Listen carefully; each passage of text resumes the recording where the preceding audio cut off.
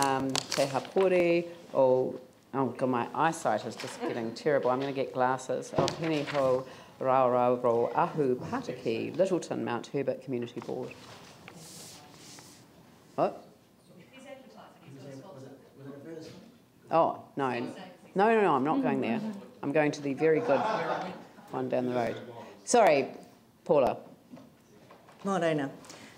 We had this meeting at Port Levy at the old schoolhouse, which is a community-managed, council-owned asset, and it was great fun, a great venue for having a meeting. But it was pretty much a business-as-usual meeting, so if anyone's got any questions, I'll take those. But just before we move on, I just thought you might appreciate a bit of an update about the Lyttelton Port Recovery Plan process that I've been attending the hearings. Yesterday was the last day for submissions, the last of 6 days of the hearing at the Naval Point Club. There have been some really strong submissions from the community groups and individuals in our board.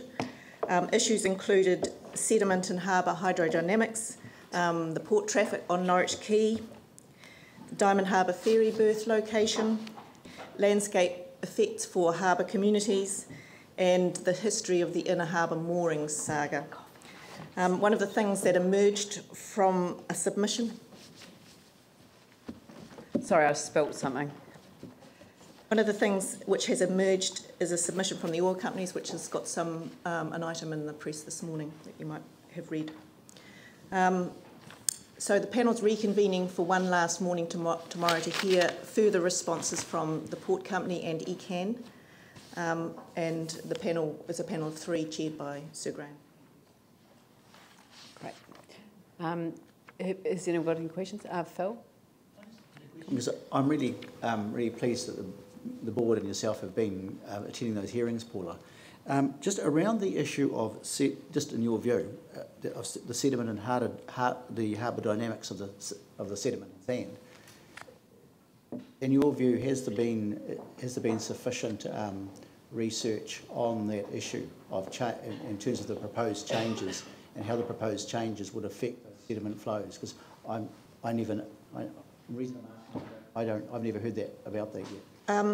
LPC commissioned some science, and their experts presented that science. The conclusion from their surveys, which they used various gadgets I could bore you with, but it was that the increase in the reclamation area, because it's behind the existing breakwater, is not going to have that much effect on the sediment and circulation patterns of the harbour.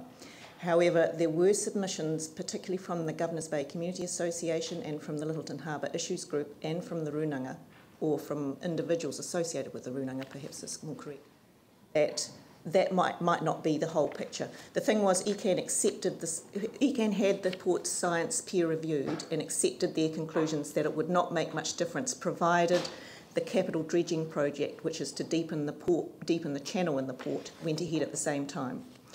So they were happy with what was proposed, but I think the community has raised some questions about that science, so it'll be interesting to see how the panel responds to that.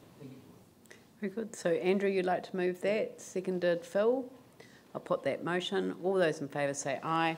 Those opposed say no. That's carried. Thank you. Thanks.